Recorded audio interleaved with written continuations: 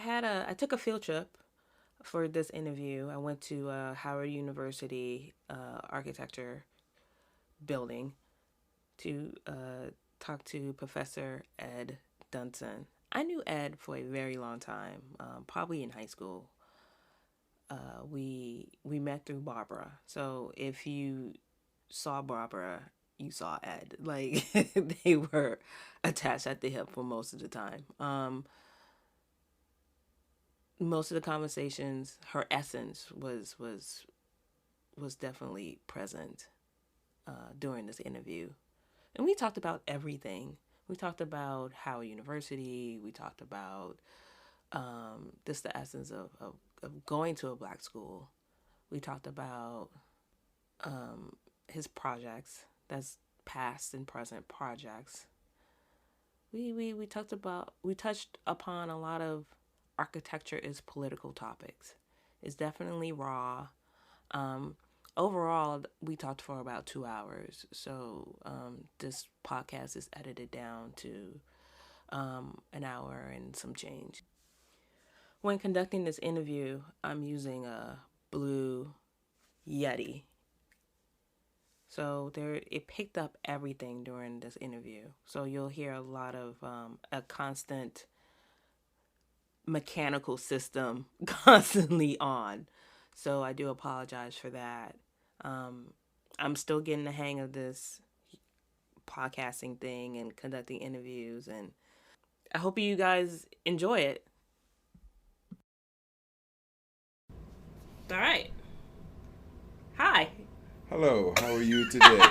It is so good seeing you. You know, you look exactly the same. Always charming, always beautiful. A beautiful soul. Oh, thank you. Glad you read that script I gave you. Because, I don't need a script. Okay, so why am I doing this? So I'm starting a podcast. Okay. And it's like two parts. Okay. So one part is like interviewing 101, and then the other part is how I grew up. Gotcha. And since you were part of both of my lives, I appreciate that. I was like, I gotta talk to you, and I gotta see you and be with you. And Absolutely. Stuff, so. Absolutely. I'm so glad that. Actually, I feel honored, quite frankly. So I want to start off. How did we meet? We met through Barbara. Do you remember when? I think it was when. Well, there are a couple different things, and one was, I think the initial one was Barbara was talking about you because you were working, I think, as an intern at one time at the office while you were still in high school. Oh yeah, at DMP. Yeah, at DMP, and somehow the two of you connected, and so she talked about you a lot, and because we talked a lot, and. And then I think the next series, let's see, when you went off to school and your experiences and then your need to make a change. And each time I was sort of brought into the conversations, and which was good. It was just good because, there are things between the other two of us, Barbara and I, we kept it within our own sphere. We didn't push it out into the larger crowd. And it was really about seeing how we could ensure that, one, you remain in architecture and that you don't let, or you didn't let, the things that maybe transpired at the various institutions affect you that much. And actually, we go back before that. We even decided which schools to go to and all of that. So we went through all of that. You probably didn't even know half of it. Right. But no, we confided quite a bit in that. And because she was quite impressed with just you as a person, but also just your spirit, your resolve, and especially, and I think you two of you talked a lot about your own sort of experiences, how you got to Washington D.C., and just how much it meant to you to make these steps along the way, to reach your goals and to find out where you wanted to go, and not be swayed or pushed aside by some of these things that sort of are thrown in our way that sometimes push people aside, but that wasn't going to happen to you, and so that's why she was behind you, and anything she supported, I supported.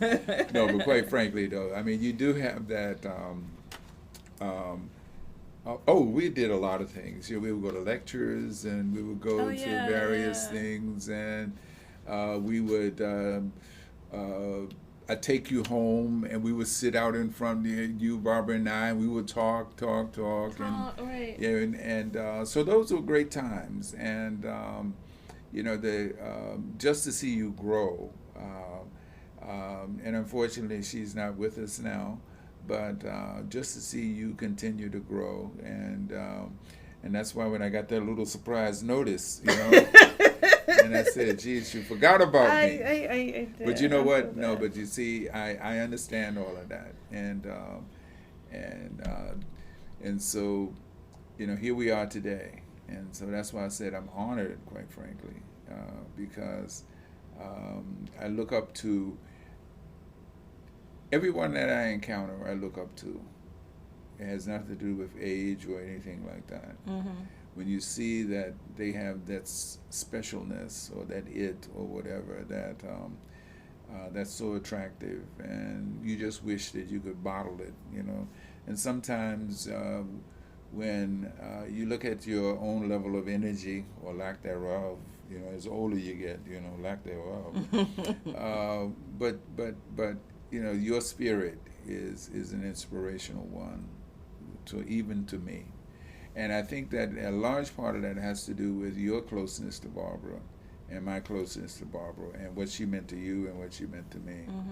And so I think that's the sort of driving force. It was so interesting. I just pointed to that one flower, but I didn't have to explain what that flower was from. You knew exactly. I knew.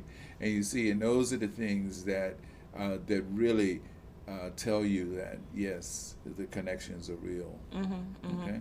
I remember coming up here. So, I don't know if you know this story. So, back when I was in the 8th grade, and I did the Mayor Summer Youth Program thing. Yes. That was my first time meeting Barbara. So, it wasn't high school. It was right before, because I was 8th grade. And I just you get to pick at the time what you wanted to do, whatever. Right. And I had a girlfriend at the time. She was a lifeguard. So she was a lifeguard at Banneker. So then I was like, oh, yeah, so we can, like, Right. See each other and all that stuff. So it was Barbara, it was Shauna, all right. And some other guy, I can't remember who he was. And okay. Was it David? I cannot remember. Okay. And it was upstairs in the studio. Right. And I was conversating, both. And so the program was over. And so I was more closer to Shauna at the time than I was Barbara. Okay. So I knew I was going to go to school without walls. Right. So then I went to Shauna and was like, hey, Shauna, I want to go to a architecture firm. And so at first she set me up with HOK. Okay. And that didn't pan out. And so then she was like, well, why don't you try DMP? And so I went there and stuff, and they, how they are and stuff. Right. And so at first they when I got there, they shuffled me off to Danny. Right. And then Danny was like, okay, yeah, whatever. And then they shuffled me off to Anthony. And then it was Anthony and Barbara. Oh yeah. And so eventually I just stuck with Barbara because she was the only one that really was the teacher, you know. Because Anthony was just going to be sketching all the time. And then he would show you a sketch. What do you think? You're right. Yeah. But he didn't show you how to sketch. No. It was already beautifully rendered. That's right. And stuff. So, yeah, like all those years, it was just, I got you. So I don't know anything. Like, I know you, but I don't know anything about you. Oh, yeah. What do you want to know about me? Well, are you from here? I grew up in Washington, D.C., spent most of my life here. I went to McKinley Technical High School. Oh.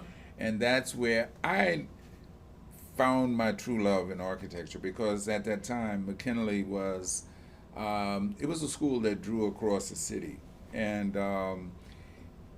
they had a number of programs and a number of great teachers. One was in architecture, drawing. One was in automobile design and machinery. We had wood and metal and art and music, and it was just a great school. Sam Gilliam was the art teacher, the you know the and Mrs. Gilks, and on, and some architects would come through from time to time. I didn't know them at the time, but I learned drawing and drafting, and I had two loves. One love was that of cars. I like to design cars, and the other was to draw houses, buildings, etc. And I ended up with architecture because I was dissuaded from going to study automobile design, because at that time there were very few blacks, African Americans, who were in that field. And I just remember my counselor showing me a picture of General Motors Institute and saying, "What do you see there?" And I said, "There's a lake." She said, "What else do you see?" I said, "Lots of desks." And then she said, "What else?" I said, "Lots of men in suits in desks, right?" And she said, "What else?" And then she went on, and I didn't get the answer right. She said, "Do you see any faces like yours?" And I said, "No." And then, but I didn't get it. Right, right. What she did, she didn't recommend that I go there, and it kind of pushed me aside. And so then architecture came into play, and then when scholarships came around, the only um, I had to consider that because I didn't have a wealth of money, and so Howard University was the place. And when I came here, I just fell in love with it, just because of the diversity of this place. When you walk on this campus, you look at this campus, and everybody looks almost the same. It's the typical situation you see with this sort of variance in color and shapes and sizes and all of that. And then when you start talking to people, you realize just the expanse of where they're from. And for me, that fit me, because I've always been attracted to places beyond. And so I found the right spot. It was my nirvana, you know. And so so architecture was always how I went forth. I I I I enjoyed just being here, you know, and just being with architects, talking about architecture, living architecture, and the like. Even to the point that I my friendships, my marriage was to an architect. Okay, and you know, they always say, you know, architects, yeah, are your best partners, but they also can be just the opposite too. Because whose ego is going to win Right, out? right, Yeah, right. yeah. But sometimes those things happen. But luckily, we live on. Yeah. But So you graduated from McKinley and then you came here? yeah, I came here, and I was here during a very interesting time, and that was during the civil rights movement. Um, and I really became involved in a lot of the political, not so directly, but the political movement in the sense from an international standpoint. Stokely Carmichael was here, Kwame Ture Okay. was here, and he actually was involved in some of our design studios. And so I knew him, and that sort of pushed me into a number of different sort of ideas. The Community Design Center was a big thing that was going on at the time, and Howard was in the forefront of a lot of that. The marches in town, the building of Tent City, and various things like that. We were deeply involved in that from a political standpoint. and with our architectural design, drafting assistance to a lot of these organizations. The community design centers, whether, and I worked with several, Bedford-Stuyvesant, Bed-Stuy Community Development Center in New York, and the um, the Art Center in Harlem, and some peripherally locally here with the New Thing Art and Architecture Center with Tapa Carew and a number of those people. They were ahead of me, and so I kind of looked up to them in a sense, and sort of so they sort of framed my sort of sense of the purpose of architecture in the larger sense, and not just locally, but also worldwide, specifically throughout the Caribbean and parts of Africa as well. And so did lots of projects through the inner cities and central cities, I should say. A lot of the issues that sort of split communities and the effects of those, they became very real to me. And housing issues and just development in a number of different islands and in the yeah, and that was a lot of the work that I brought with me when I came to Howard. Now there was something in between. I went to grad school. In New York, and that What school? at Columbia, and so that rekindled a number of things. The idea of participation within groups like Arch. There was a Latino group as well that we worked with. I had several years before, I had met with a number of students who were in East Harlem, and when I went there, that sort of rekindled those relationships, and again worked in a lot of community organizations and in Harlem and in Brooklyn. While I was in urban design school at Columbia. Oh, so you didn't get your master's in art. You got your Yeah, urban. a master's in architecture and urban design. Oh, Yeah, excuse me. yeah. So that was those were good times. Those were good times. So Yeah. how was the dynamic like when you went from Howard Right. to Columbia? Like, Yes. you You know, know the beauty of that was that Max Bond was head of the architecture program at Columbia at the time, oh, and there was before me there was an influx of black students who came into Columbia because Columbia sought out black students, but they were coming to the architecture program. Unlike some of the other Ivies, for example, you would go into environmental design or whatever, and not the architectural program. But Columbia was steadfast in that. But also at the same time, Columbia was going through its issues with community as well. You know, with the building of the gymnasium down on 110 and Morningside Drive. And by the way, I lived on Morningside Drive, 120 in Morningside Drive, if I remember correctly, on the corner.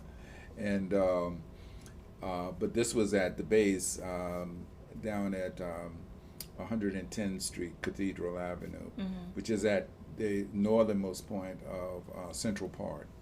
And Columbia I wanted to build on property that they owned in that area. And so there were a lot of disturbances, but it came out of the architectural department. And so the architects were very, very activists in those times, and sort of just fit with me. Even though I'm still relatively quiet, you know, but you know I'm soaking it all in. And I had, in between that, I had since graduated. I worked for architectural firms, for one architectural firm mostly, and that was Victor Gruen. Victor Gruen had a New York office. They had office in Vienna and another one in Los Angeles. And it was interesting at the time. Norma Skolaric had graduated from Columbia by that time, and she was with Victor Gruen, and so she became a name. And it wasn't until 20 years later that I actually meet her, which is kind of interesting. But I knew of her because then she moved to Los Angeles, and then from Los Angeles she started her own firm with two other practicing women architects. And I think that's one of the first of that type firm that she formed. But lots just met so many different people in New York as well as at Columbia, and sort of just pushed me into um, just different areas in architecture. How long were you in New York for? I was there for just over 2 years. Okay. Just over 2 years. So I got an offer to come back to another firm. Oh, I forgot. I forgot another firm I worked for, and that was Harry Weiss. Oh, really? Yes, I remember that now. Harry Weiss. But I remember there was one thing about Harry said, and I stayed there 1 year. Okay. And I just remember. Now, I guess we could be truthful about all of these things. I'm in a meeting one day, and there were a number, it was a very diverse office. And I'm in the meeting, and the Stan Allen came in. He was the principal, and he introduced me to everybody in the office, those Friday afternoon get-togethers. And he said something that struck me. And I said, I'm out of here. He said, we're so good to have him here. There's so few of people like him, and and he just went on and on and on and on and on. And I said, you know what? You have at least 3 or 4 other black architects here, and then all of a sudden I'm the special one. Why? Why were you the special one? That's a good question. I have no idea. But it just struck a wrong chord with me, because I was an architect and I came into this office, but to display me as being unique, to be so different, whatever, to me was just off-putting, and so I know I needed to leave. Although I did work on a number of interesting projects, and did you work on the Metro? I did a couple metro stations. I did conceptual designs for a number of stations, like the Huntington station, and several that used a little different approach to covering the tracks. The arch thing. Yeah. And so that was quite interesting. But I just found that was a little too stifling to me, particularly given my sort of prior experience in that being more involved with affecting some change, right? And I guess that's why that hit me hard. But this is economic times too, and I said, I just can't leave here. I need a job. And so I decided to go to Columbia, and from there, I had worked in New York for a number of different small practices, and Victor Gruen to a small degree, and also with the development office, Midtown and Lower Manhattan Development Corporations. And but I had to come back to D.C. because I got an offer from Skidmore and Merrill to come here to D.C. They were ramping up their D.C. office, and so I came here, and I was there for almost 15 years. Oh, wow. And then, are they at the same location as they are now? No, we were at 1201 Connecticut Avenue. We actually started at 1100 Connecticut, but when I came in, it was 1201 Pennsylvania Avenue. And so we were there, and that was the first signature building on Pennsylvania Avenue at the time. And that sort of spurred the Pennsylvania Avenue Development Corporation work.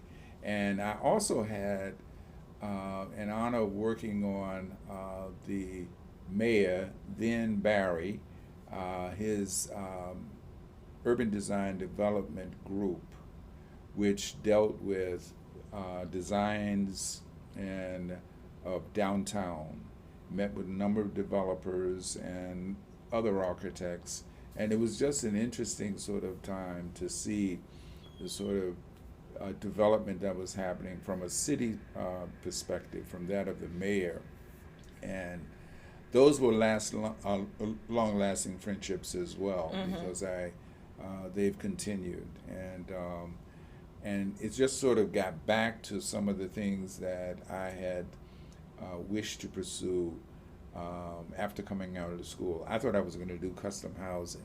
Okay, that's what I thought, but that sort of put me in a much different arena. Now, I didn't tell you something else that happened. I was at Victor Gruen. This was when I was in school. When I was here at Howard, I worked there as well. And I did renderings there. And I just remember once there was a young man by the name of Secondino Fernandez. He was Cuban. His name was Dino. And we worked on a project together. He was the senior designer, and he was from the New York office, and I was in D.C. at the time. And I remember we did all these presentations, and he came down to the meeting, and we would always talk. So we talked about Cuba, we talked about a lot of things, right? And how he got to America, and who stayed and who didn't, those various things. And it was great to hear, much different than you read in the newspaper. Or even in me going to Cuba and just experiencing it. But when it was time to go, all the principals got their coats. I knew I wasn't going. I was the intern, right? And I noticed he didn't put his coat on. And I said, Dino, what's up? And so he says, no, I don't think the client would want to see me in the room.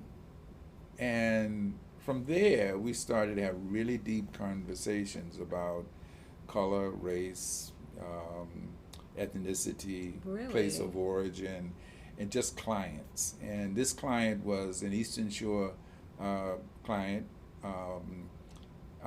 with big property in Oxford, Maryland, just on the shore. And I just remember that, and I just thought about it. I said, geez, here you are, you think that you made it, right? Yeah, you make it, right. And then just the realities of that hit, and so anyway, so fast forward a couple months later, I'm working on a project, and I'm doing this mapping, and it was for 3 cities. Let's see, no, I did Atlantic City, New Jersey, Buffalo, New York, and I think I may have done Baltimore. Not really sure, but Atlantic City sticks in my mind, and Buffalo sticks in my mind. They, as it turns out, as a young intern, you're just doing what you're told. I found out later in doing this map that I had obliterated, doing urban renewal drawings, the latter part of urban renewal, the results of it after they've cleared the land. Now they're developing it, they're clearing more land. I was clearing the black communities, making these beautiful black and white drawings, which was ironic, of these communities, but I was destroying the black communities in order to develop anew. Okay? Now, why that was important to me, one day, I remember I was with my mother and my father, and we were talking about Atlantic City, because we used to go to Atlantic City because I had relatives who used to come. They were seasonal workers. They came from various places, and they would come and work in the hotels. Well, and one, over time, had owned a cottage that was like on the beach, okay? On the beach. And it was behind the Claridge Hotel, I just remember. But it was all these little cottages, and it was beautiful, you know. And I remember we used to go and we used to just run under the boardwalks straight to the ocean, 100 feet away, right? And I realized that I had just obliterated Uncle Jakey's house and Uncle Jakey's neighborhood. Okay? Your uncle, your real life uncle. Yes, yes. Well, he was my father's uncle. Okay? But it was like, then I put a face to all of this stuff that I've been working on, you know? And that sort of affects you in a lot of ways. You know, in a lot of ways, it's okay. This paycheck is really nice. Your title is really nice, but you have to have some control over what you do. And that gets back to Dino and how Dino had to suffer through all of that. Well, I suffered along with Dino, quite frankly. But what it also led me to was the projects that I was chosen to work on through my 15 years at SOM. A lot of them were development projects. I was very careful that I didn't do something that was against my own personal ethics, let alone professional ethics, right? And I started to develop this sense of ethics when it came to what's right and what's wrong about development, and do I have a part of it, and do I resist it, or do I just become part of it and accept the check?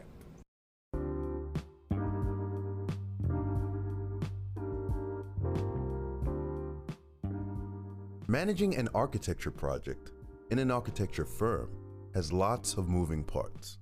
After experimenting with several different programs, I realized that I needed a software that is customizable for multiple tasks. The more I talked to other firm owners, the more I realized there was a void where my firm wasn't big enough for programs like Asana, Instagram, or Trello, and not so big to spend $10,000 up front for some integrated software. I wanted a software that could do dashboard and Kanban views, Gantt charts, serve as an internet for the company, and resource loading. Then I discovered Smart Sheets for Architects. Interested in how Smart Sheets for Architects helped me? Go to www.smartsheet4architects.com and enter in ArchisPoly in the promo code to receive 10% off the course. Save yourself hours of guesswork from dealing with conflicted spreadsheets.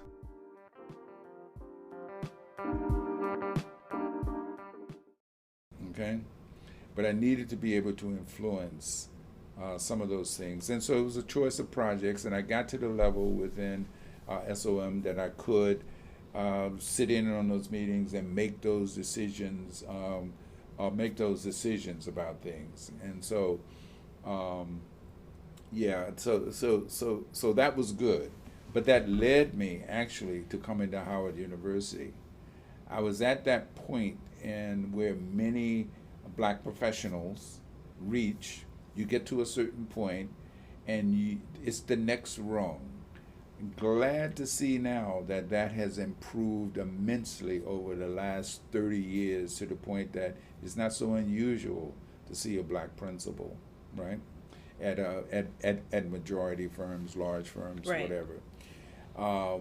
But I was slated to go to London when they were opening the London office, and I had put in my bid. I thought I was going to be accepted, and I wasn't accepted in the end.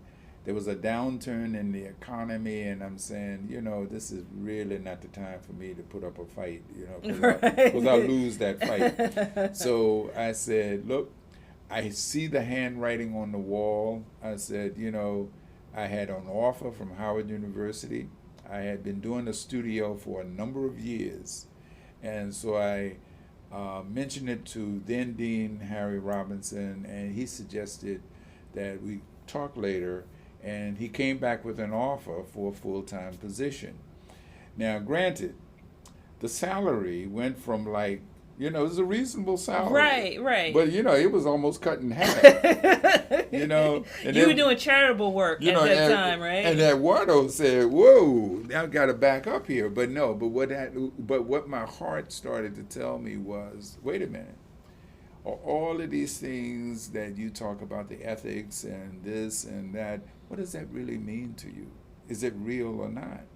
I said, this was the test for me. And the test for me was to engage myself again permanently with students because I really enjoyed coming to Howard University. Now, you talk about charity. When I was doing the studio, Harry asked me, well, you should do the studio, because I was going to do I did a skyscraper studio because, DC didn't have skyscrapers, but coming from New York, you say, oh, this is fine, right? And so he asked me, well, what do you want? I said, well, I need a parking space. And the reason I needed a parking space was I could drive from from studio and the office and come up here, teach the class at 2:00, then go back. And at that time, I could make that run in like 10 minutes. Traffic was different. Little did I know that that's all I got was a parking space. I did it for charity. So when I got the offer for a full-time job, from nothing to something was a whole lot better. And then what it also told me was that what was more important to me, how much money I made or how much influence I imparted on others who, for example, who had done for me the very same thing. And so I had this opportunity, and I've been here since that time. So that was around 90, 91. And I think I did the studio in the late 80s, right? But yeah, it's been that's my road, and through even all the ups and downs here, and as the clatter, as my mother would say, the arty clash and all of that, it still doesn't matter. I can overcome it, right? So going back to ethics, right? Like that has been my challenge. Gotcha. Right? Like I told you, like I'm doing 2 parts for this thing. So I found out. So I grew up in the project. So I grew up in Tyler House, which is on North Capitol in New York. New York, right? Okay. Right. So that whole Northwest 1 yes urban development area. And so I found out that the building, Tyler House, it was a black church that developed it. Okay. And is named after Reverend Tyler. Okay. And then 2, what's that woman's name? Cloethel Woodard Smith. Cloethel Woodard Smith. Yeah. Yes. Designed it. Okay, I didn't know that. I didn't know that either. So, I am the firm that I left recently, not with Harry Reese, not that guy, but it was another firm. They are doing Simpson Quarter. Right. And so in me researching that area, I found out that whole area was like really like religious, because Simpson Quarter is like right. It's a Latin name for I forgot what it was. Yeah. But it was like heavily with the Catholic Church. Okay. So you have a Baptist church, right, that did Tyler House. That's and right. Then you have Simpson Quarter, you had Sibley Plaza, you had like all of them. That's right. Catholic churches. Yes. And so they essentially, from what I'm gathering so far, they were the developers. And their purpose, right, was so pure-hearted. They were like, we're going to interject ourselves into these low-income folks and make a difference.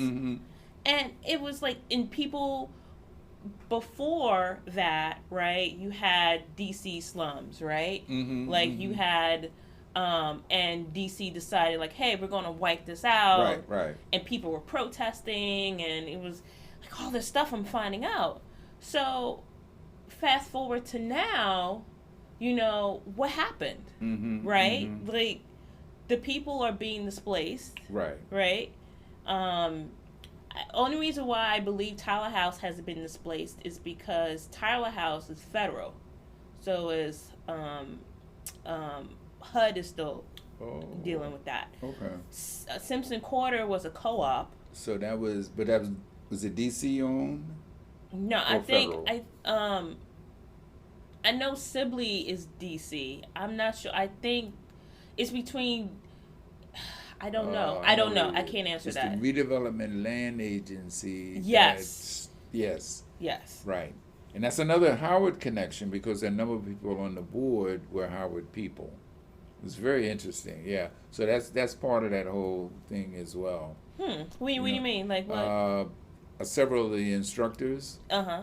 were on the board, redevelopment land agency, and they were located across the street Yes. from yes. And I guess the name has changed now over time, right? Yeah. DC Housing Authority or something like that. Yeah. And so now it's what happened. Like it was what was the error, right? Was the error having all these low income folks housed in one large area? Was that the problem? Or was it crack? That was the problem. Right. Was it the mismanagement of property? Was that the problem? Like and now like the whole 3Ps and mixed use, mixed income folks, that's the new thing. It's a new thing, and I think that unfortunately all the things that you mentioned played a part. Do you concentrate people who in a sense have been marginalized all in one place so that they're all identified all the time as just that? Right. Okay? And the other is, yes, crack came in, and crack wasn't really enforced. It was not pushed out of those communities. It was let thrive. Let's put a gate up here, and let them fight it out. Yeah. Because you're not too far away from what's his name, Edwards. Yes. Yeah. He was right off of Peace Street. Yeah. Yep. He was right there. Yep. And so that became the epicenter for at least this side of the river, for a lot of that. And it was a lack of resources, a lack of will, and it was the city and the federal government not really coming to points to deal with the fact that this is destroying lives, but not only lives, generations of people. Generations. Generations. It's kind of interesting. Let me tell you this. My parents went to my father actually went to North Carolina A&T to study industrial arts. And so my brother and I were like 2 and 3 years old or something like that. And I just remember them telling the story that they moved to this housing project. It was for, you call it, what is it, low income housing? Yeah. But it turned out it was supposed to be, just during segregation, it was supposed to be for the white community to move in, white patrons, and the black public housing was to be somewhere else. Well, what happened in the end was they decided that no, we needed more here, and so we got to move into these nice places, 2 stories, front door, back door, the whole thing. And I see pictures of them. I have pictures of them. I said, "Ooh, we were pretty good, for public housing." But I didn't know what that meant until like 25 years later or something. What that meant. But it was really a sense of community because it was. I just remember just being taken to the playground by older. There was a young girl. Well, she was probably 12 or 16. There was another one 16. And they would take us all to the playground, all the kids to the playground. And they kind of took care of us, in a sense. It was very, very interesting. And I'll tell you how long ago that was. They used to take us across the street, go to the back. There was a little place between 2 stores, and we would get donuts, 2 for 5 cents, You said 5 cents? 2 for 5 cents. That's crazy. Yes. That's tax. So that's a long time ago, right? No, but it so all of those things sort of become the sort of collective sort of things that determine where you are and help form most people how they want to live their lives, and that's important for. So all of those are those evolutionary sort of developments that come along the way. And so a lot of that forms me, Right. and it's all of that, and that's why and people want to call me a renegade. They want to call me the rebel or whatever. Would call me whatever, but I walk to my own drum, and I don't get pushed off or pushed to the side, and I don't. I believe there's a purpose, and if my purpose is to help someone else at the expense of me, I'll do that. If and I guess I'm the one on the lifeboat is here. You can take my life vest, and I'll figure out how to get to shore. And it's not because it's a goodness of my heart. It's not because of that. It's just that if it's in you, that's how you live, and you don't think about the consequences. And that's why I think it's so important when I see, so lucky I didn't, when I wasn't forced to make a choice whether I do this project or not. The only one that came close to it was doing a jail, a prison actually. And luckily I didn't have to make that choice. Somebody else made the choice, and somebody else got to do it. Because I would have said, one, I don't think we need the project in the office, and the other was, I'm not going to work on it. But the other thing was, well, and this is the other thing, the little birdie sitting on, well, somebody needs to do it and maybe change the whole culture of what incarceration means. And so that's something I've never come to grips with because I'm not sure, what the right answer is. But I think that those are the challenges that we run into on a daily basis, and it tests our ethics. And sometimes our ethics can go in a different direction, and still we maintain our sense of ethics about ourselves. But So, I mean, I feel like part of it too is that if you don't design it, if you don't have that project, someone else would have that project. And all they may want to do is build the cells, put it in, stockade, prison-like, whatever, instead of trying to create a place that's going to change the sort of mental sort of a way of thinking, so that people aren't unconcerned about, because a lot of these just increase rage, right, or make rage, where rage doesn't exist. It exacerbates it. And so, yeah, you're right. I mean, it's a tough problem. And I think still, if you choose to do the other, that's not going against quote-unquote ethics. It's your ethical responsibility to do which is right. And whatever right is what you determine right is. That's how I see it. And I think the thing is that would be the right approach. That's a tougher project, a tougher thing to do than not doing it and being ethical. It is harder to maintain your ethics and do it in order to improve upon it, so that it is not a case of bondage.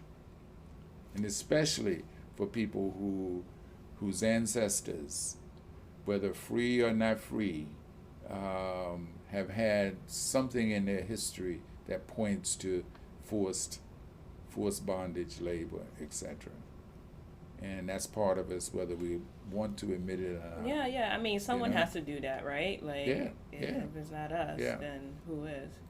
So, you're at Howard, you're teaching, and at some point, you became dean, acting dean? Chair. I was chair of the architecture program. Chair. Right, that's right. So how did that happen? One day it was just like, hey, you. Well, Howard to me is a very interesting place. It's gone through. I remember I came here because of Harry Robinson, and I stayed here because of Victor DeGenio. And Victor DeGenio and I talked a lot about the world. And the black world, all world, and just how you affect yourself, how you expose yourself, how you become a player within a larger arena and understand your place. And your place is wherever you choose it to be. And I remember we had long, long conversations about that. And one of the things that we wanted to address was much of the activism that I talked about in the 70s and the 60s, he was a part of that as well as other faculty members, Dr. Elnagar, Robinson, Professor Robinson to a degree, but we had others. Harry Quintana, Mel Mitchell, all of these guys, they were involved in the work. Professor Hicks, on and on, you just name them. But a lot over time, we had become more mainstream. And in coming more mainstream, did we truly live up to the sort of aggressive response that we should have to the conditions of our communities? And so Professor Dizenio always wanted to instill and inject more activism within the curriculum. And so when I came in, he sort of gave me that roadmap and said, take a read at this, you know. And so you read, and so at that time, he was planting the seed that, you know, we need to do a makeover of this program. And so years later, there was an opportunity to bring in a new director, and we did a national search. We needed a new chair. We did a national search, and we brought in two new people, Professor Grant and Professor Taylor. They both stayed in a position for some years, and then they moved on to just to teaching full time. I had been sort of drawn into it because I had been asked to look nationally for people and identify people to come to the program. And so the next time, instead of doing a national search, they said, why don't you take it on in an interim position? And I did, and I agreed, and I took it over for, I thought it was going to be a year until they found a permanent, and then they decided to make me permanent. And so that's how I got into position. And so what I actually did at that point was to try to, again, seek institutional change within the architectural program to be more expansive, especially with what we consider our constituents. And our constituents were, of course, the United States, but also included the Caribbean as well as Africa, the continent. And also because of changes, a lot of the changes, a lot of already migration, so Europe, especially London, Paris, they also became, and Belgium to a degree too, became, so we got students from those countries, just a few from time to time, and also from Canada, which was kind of interesting, out of Toronto especially.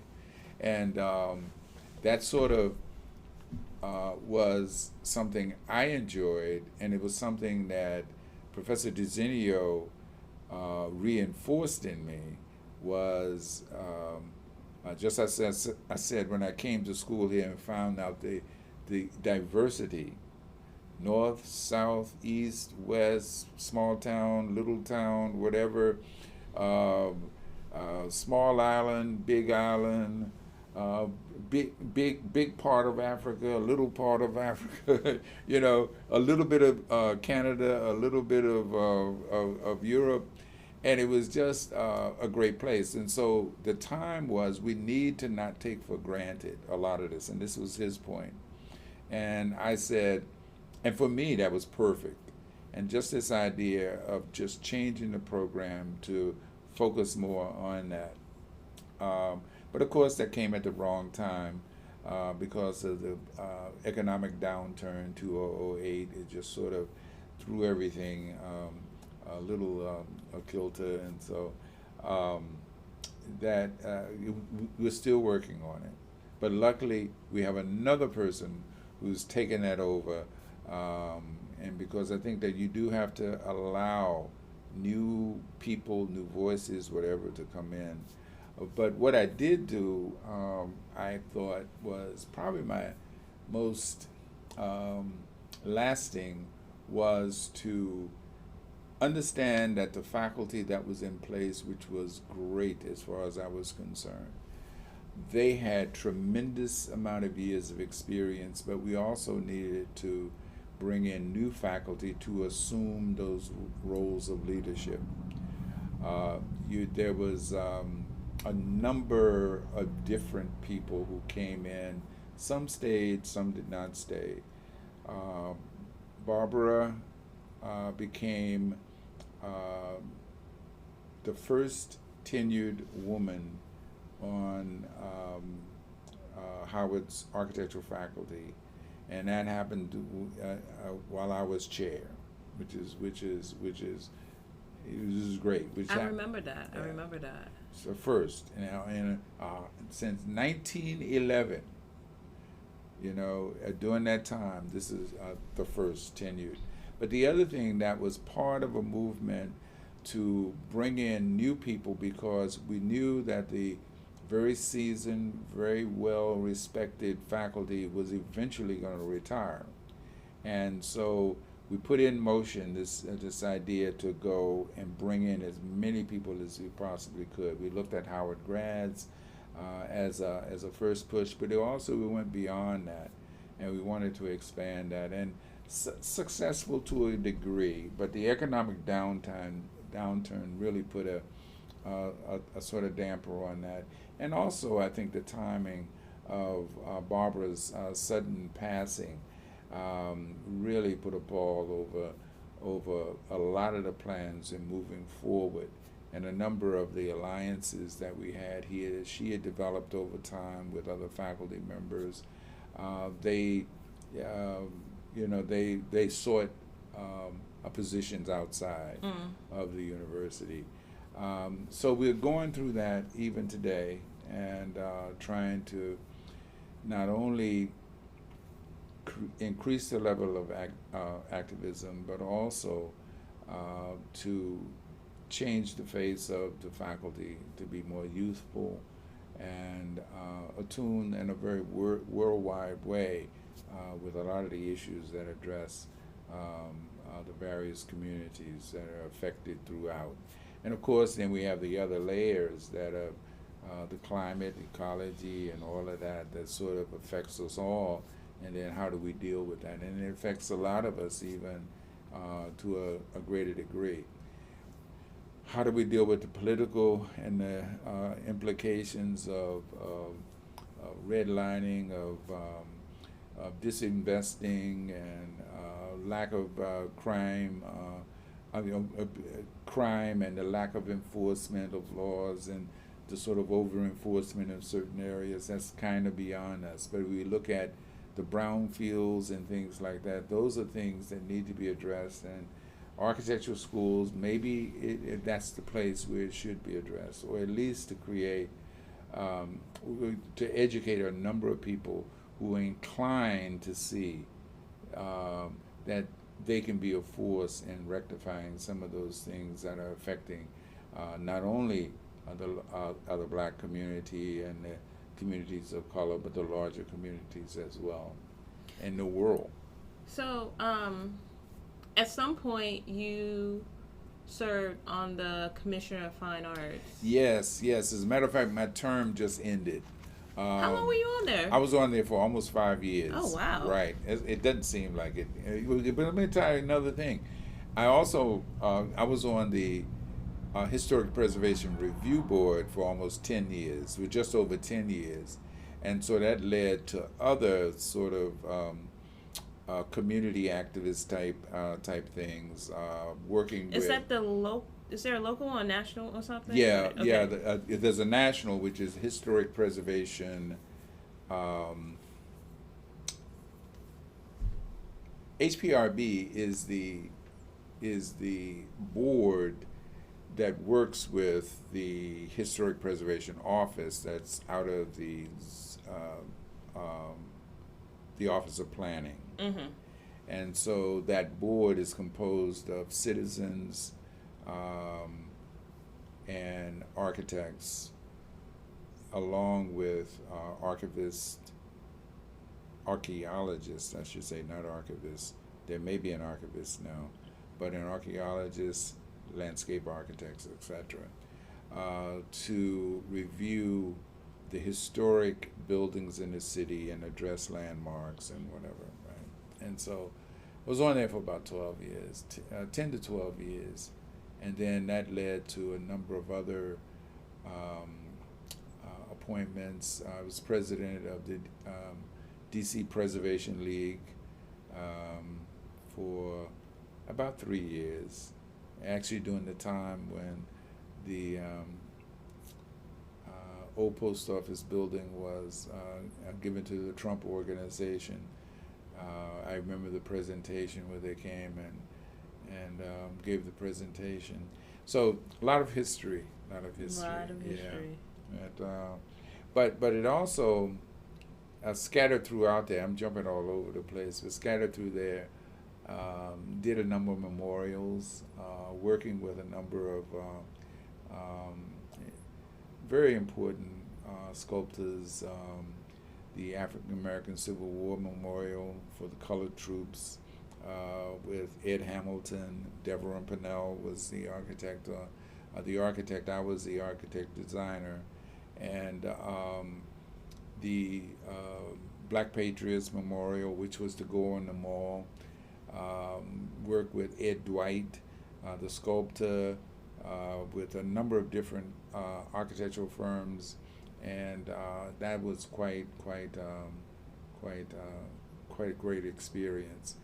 SOM and EDAW, Landscape Architects, were the principals on that, and it's just interesting that some of those same people I saw when they would present projects on while I was on the commission. But it's interesting because you asked how did I don't know if you asked this or maybe I sort of skirted it, but I met Barbara at one of the meetings at Deborah and Pennell for the Black Patriots Memorial. And I remember I was there with Paul Devereaux and Anthony Brown. This was a long time ago. Yeah, that was a long time ago. That's so that's why she came to Howard later. But I happened to see her at that meeting, and from there we just struck up just a great rapport. And after I left SOM, I worked with them on another project, the Freddie Mac project, and so I did design consultancy on that and did the presentation for them, and we eventually got the project, worked with them for years. And Barbara was the project architect on that, and I was the design consultant, and it's been a great relationship since that time. Yeah. So how did Barbara get to Howard? You? No. Oh, yeah. To teach here? Yeah. Yes. So you approached her, or she approached you? It was like come up to my studio or something, so and so you can meet the students, and then I think Harry Robinson saw her, and he said, well, we got to get you to teach too. So that was kind of like, it's either 50-50 me, 50-50 Harry. Yeah. And but it's interesting times, yeah. And so it was a great relationship, yeah. But it was just kind of funny how I actually met her, because it was because I had seen her on the street. She was with a friend of mine, a person I knew who was a friend of mine, and I just noticed her, okay?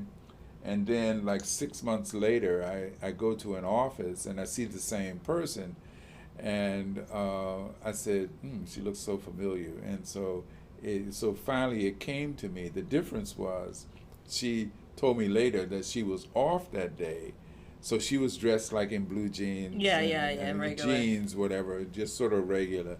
And then in the office, of course, she's dressed for office. And so you see people out of context, you don't know. But anyway, and I tell her about that all the time.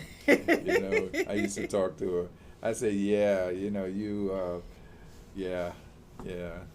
It's just funny. I say they must have been just providence, right?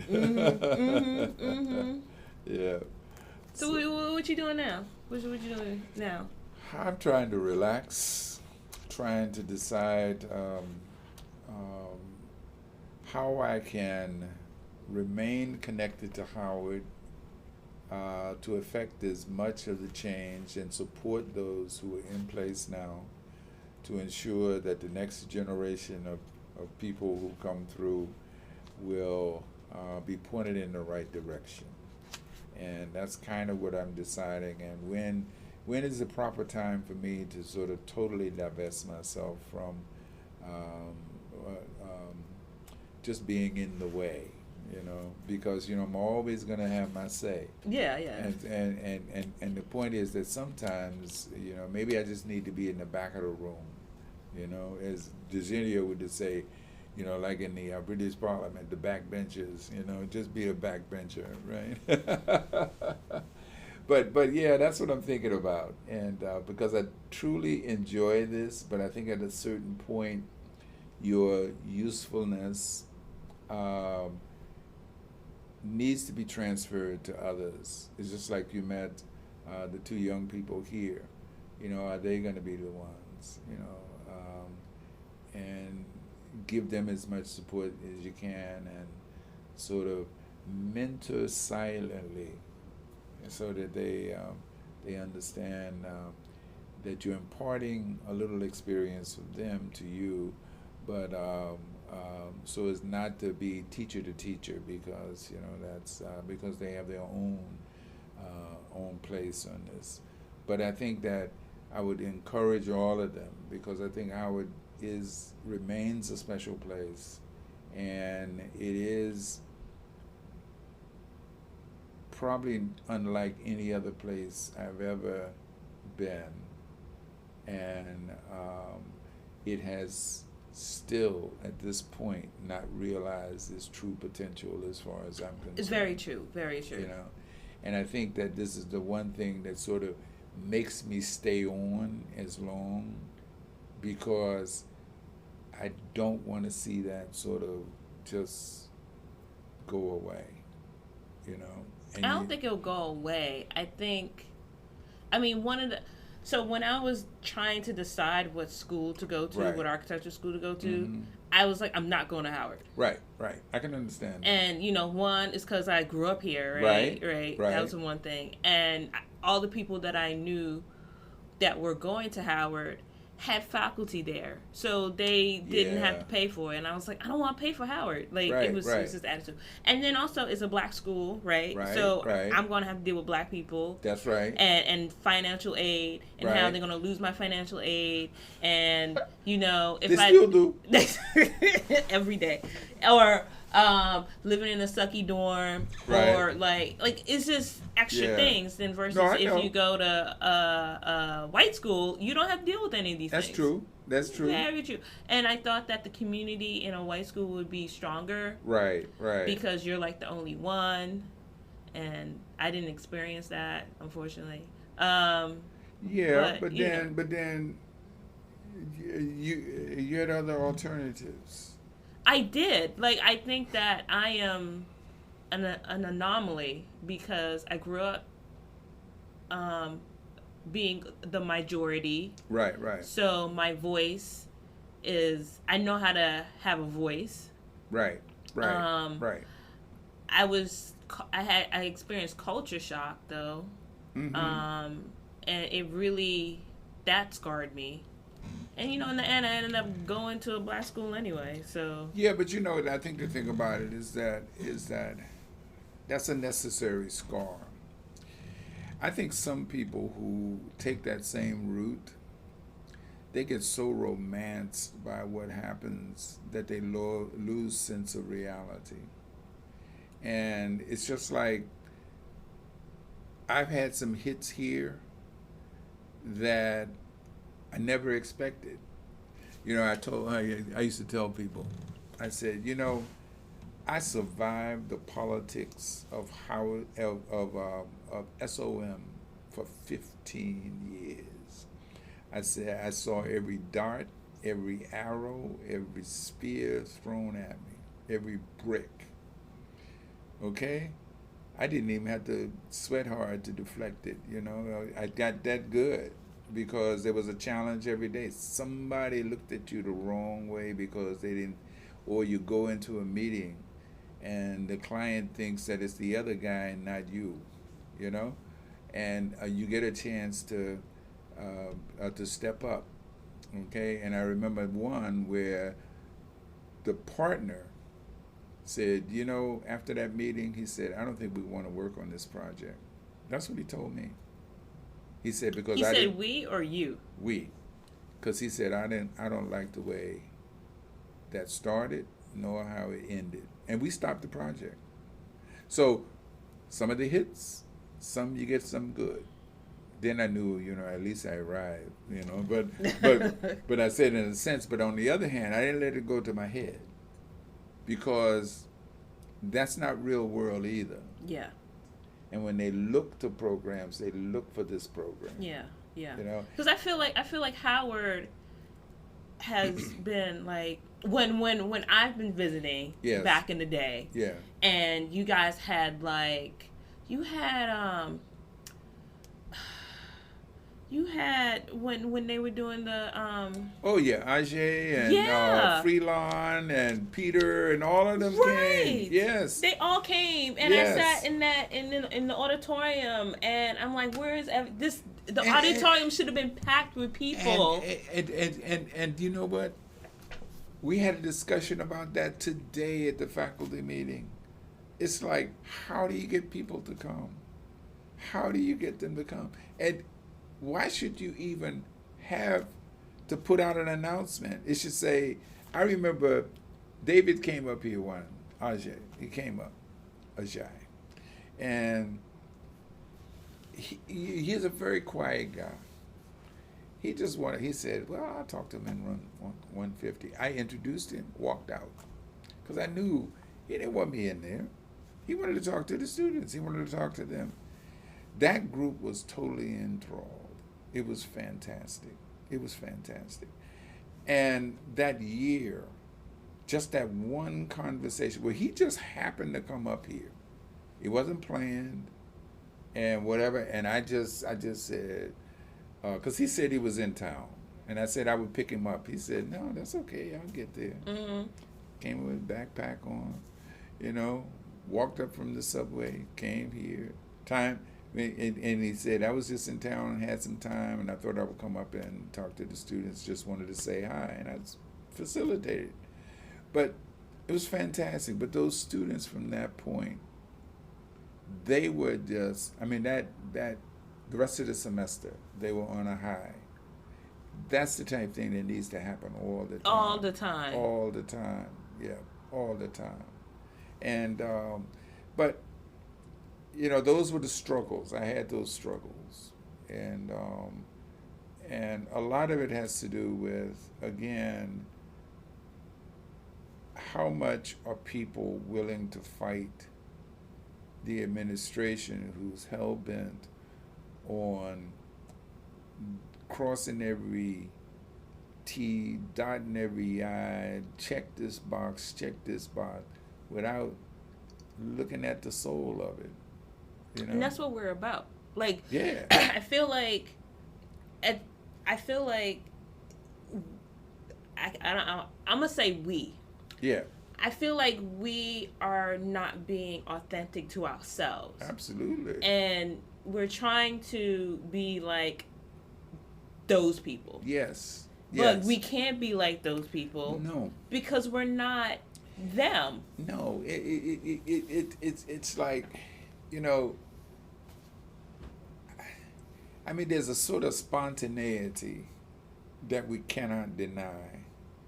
And I think that there's a sort of, it's not religious, but it's spiritual. It's a spiritual connection to nature, to ground, to sky, to water, to whatever.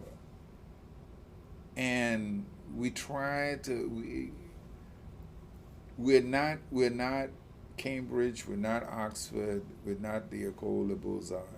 You know, we are a special group of people that were put in, that had a great history, and then had a blemish that, even with all of that, came out stronger, not weaker, but stronger, to the day that there are people still trying to break you constantly. All we have to do is look at the politics of the day. It's about breaking people. It's not about enhancing And that's a what society. architecture was designed to do, is Yes. to break you. Yeah. I mean, you go. Oh yeah, you- yeah. The whole thing is to you design. start out with 100 people and 10 graduate. Exactly. You know. Yeah. The education was designed for that. Yeah. Strong come out. It's just, and it's kind of interesting. I used to tell people when I took the registration exam, he said, "So what do I have to study?" I said, "Don't study.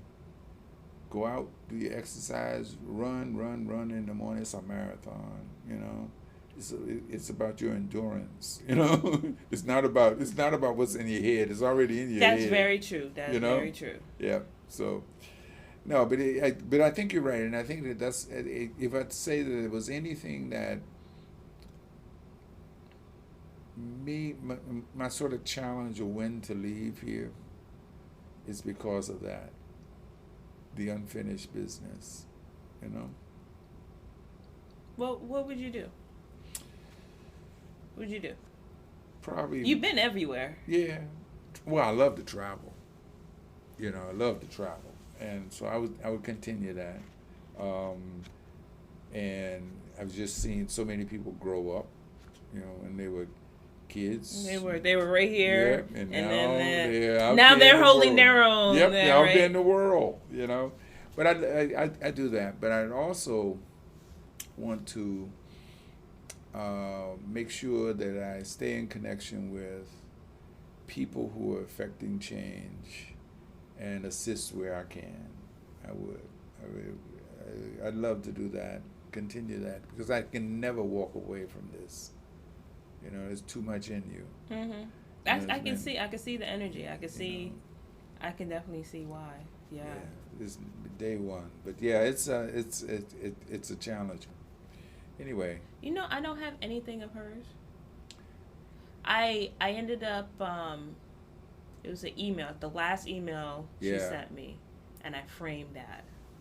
Okay. That's all I have. Yeah. Well, it's kind of interesting. She would always put a BGL, her initials. Yeah. I get a little note from like a company, and it says, and I just remember here, it's so interesting because only you would understand this. It says here, I thought it was really striking how it said,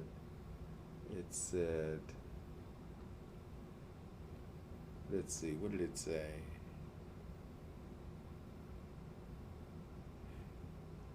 Oh goodness, I want to get it right. Let's see. It was an email that was sent to you? No, but it was about an ad for clothing. Okay, here we are. It's a company called Gilt, one of those online clothing things, GILT. It said, "Ed, BGL is returning. Get ready." Seriously. When I saw that, I said, "Whoa, what's going on? What is going on?" Yeah. Let me see. Okay, here's the, see, there's the top line, see up here? Wow. And then it says, isn't that something? Wow. Talk about, I said, whoa, that's interesting,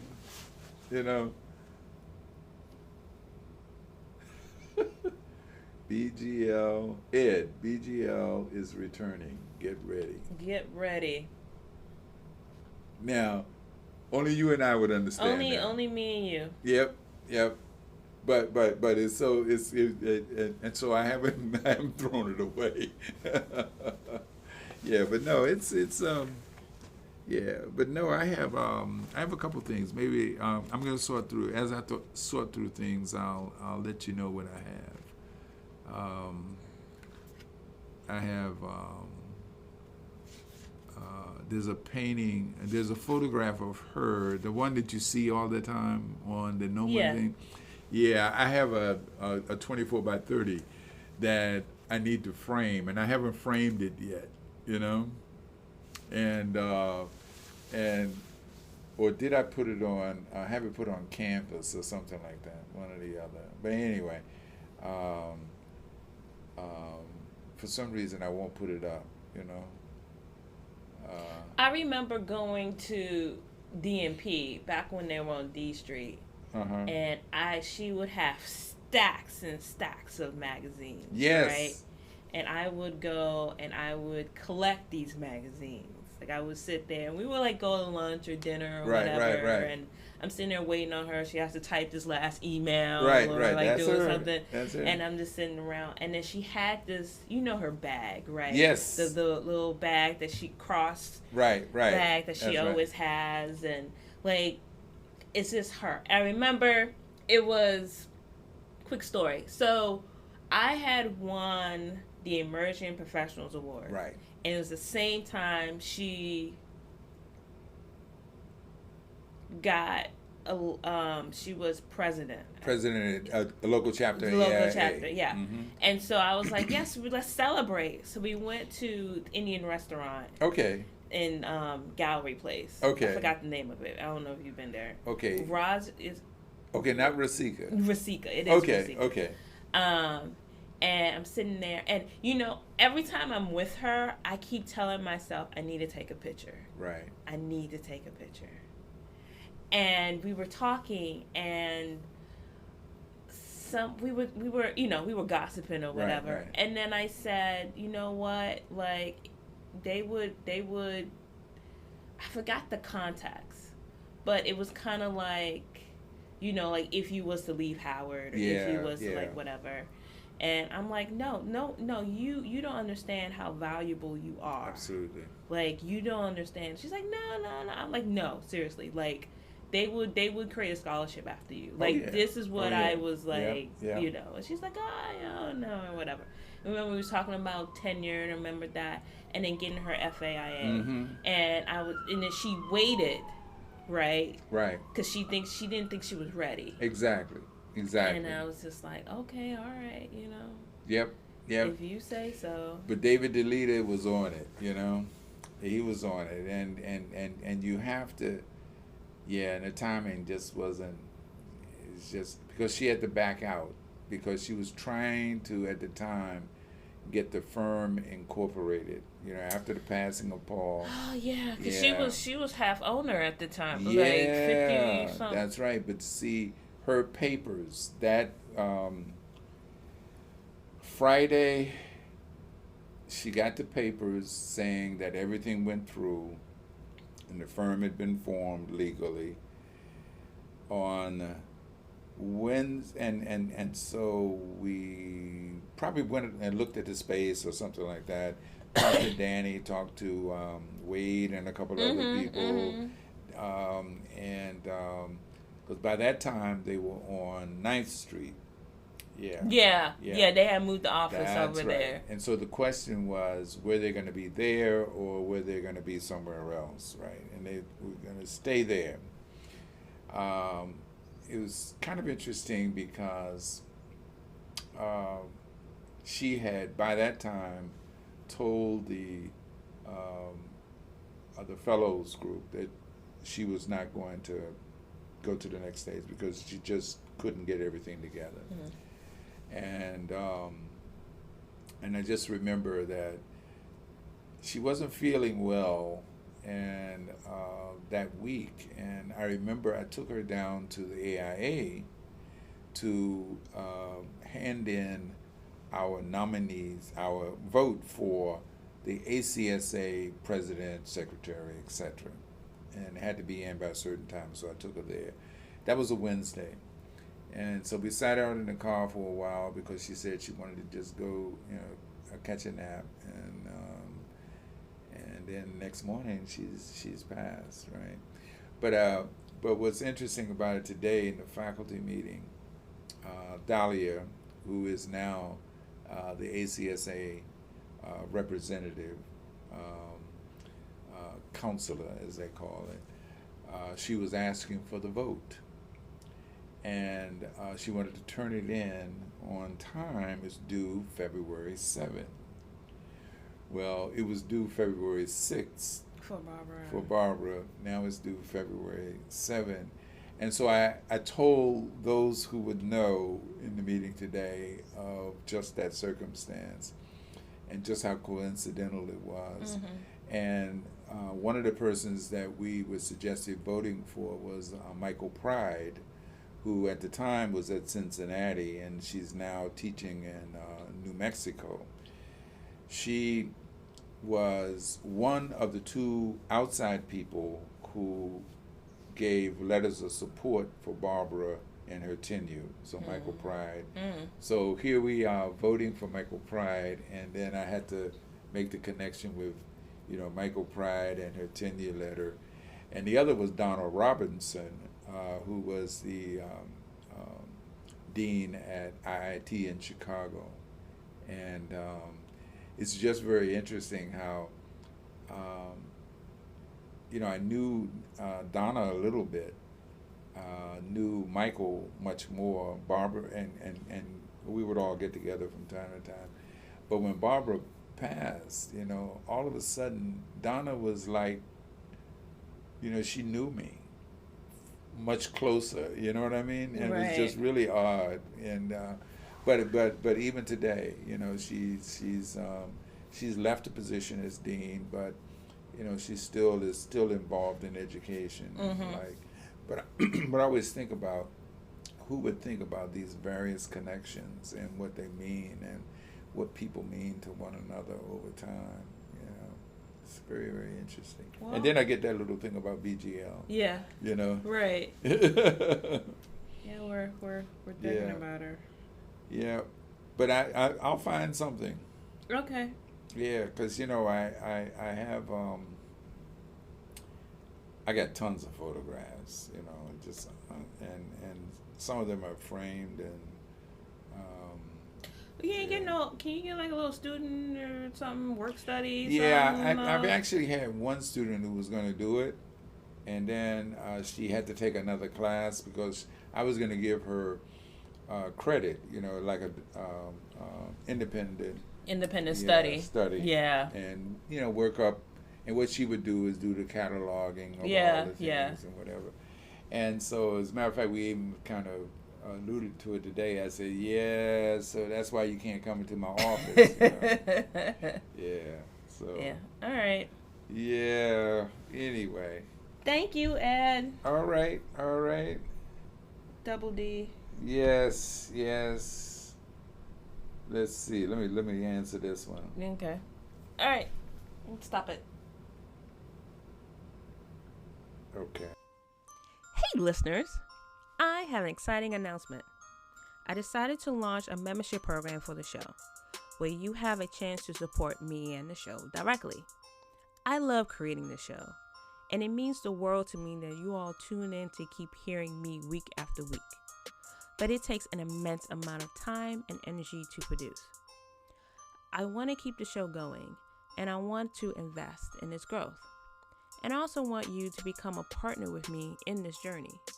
That's why I'm excited to give you a chance to officially become a supporter of the show at glow.fm/archispolly, ARCHISPOLLY, or by clicking the link in the show notes. It's quick and easy. It takes less than 30 seconds and just takes clicking a link in the show notes and using Apple or Google Pay. You don't have to create any new logins, and you can contribute as much or as little as you like. If this show is part of your day or week, and you like what I'm doing, then visit glow.fm/archispolly, all one word, and support me and the show in any way you can today.